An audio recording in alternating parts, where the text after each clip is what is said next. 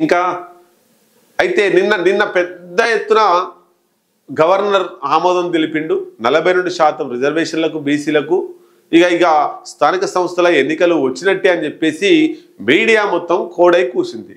మరి మీడియా తప్పు చేసిందా ఇక్కడ?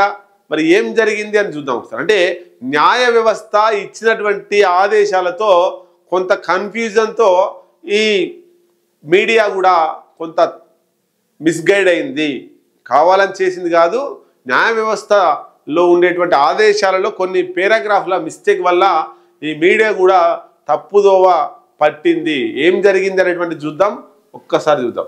న్యాయశాఖ తప్పిదంతో గందరగోళం, పిఆర్ మున్సిపల్ బిల్లులకు గవర్నర్ ఆమోదం, మెమోలో తప్పుగా పేర్కొన్న న్యాయశాఖ.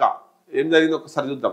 అయితే రాజ్భవన్లో ఆమోదించడానికి బిల్లుల విషయంలో తలెత్తిన గందరగోళం వల్ల న్యాయశాఖపై తీవ్ర విమర్శలు వ్యక్తమవుతున్నాయి. సమన్వయ లోపం, ఉత్తర్వులు జారీ చేసే క్రమంలో చేసిన పొరపాటు రాష్ట్ర ప్రజలను, మీడియాను అయోమయంలోకి నెట్టేశారు. ఏం జరిగింది మరి ఇక్కడ? న్యాయశాఖ గెజిట్ కోసం జారీ చేసిన ఉత్తర్వుల్లో మొదట రెండో బిల్లుకు అంటే మున్సిపాలిటీల ఏర్పాటు బిల్లుకు ఆమోదం తెలపాలని తెలిపారు ఎవరు? గవర్నర్. అయితే వివరణ పేరాలో పైననేమో హెడ్డింగ్ ఏమో మున్సిపాలిటీల ఏర్పాటు, ఏదైతే కొత్త మున్సిపాలిటీలో ఆ మున్సిపాలిటీల ఏర్పాటుకు గవర్నర్ ఆమోద ముద్ర తెలిపిండని పైన హెడ్డింగ్లో ఉంది.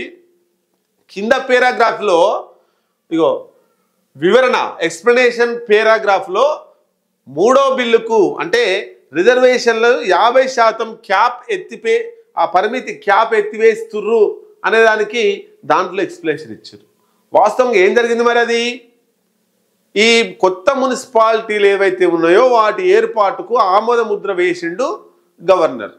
అది కాస్త కొంత ఆ పేరాగ్రాఫ్లో ఎక్స్ప్లెనేషన్లో మూడో అని పడింది, రెండో బిల్లుకు అని పడబోయి మూడో బిల్లుకు అని పడింది.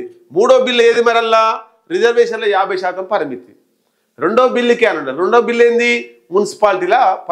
మున్సిపాలిటీలను కొత్తగా ఏర్పాటు చేయడానికి ఆమోదం.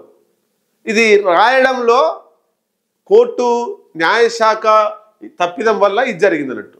వాస్తవంగా రెండో బిల్లుకే గవర్నర్ ఆమోదం తెలిపిండు, కానీ ఇక్కడ మూడో బిల్లు అని పడింది, థర్డ్ బిల్ అని పడింది.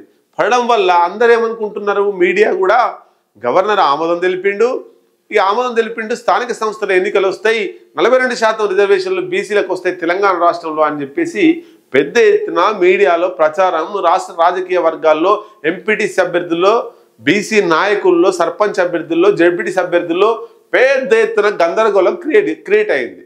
రైట్.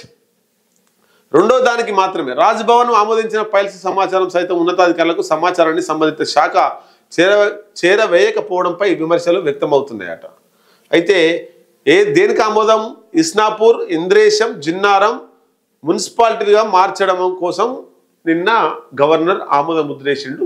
42%కి ఆమోద ముద్ర లేదు.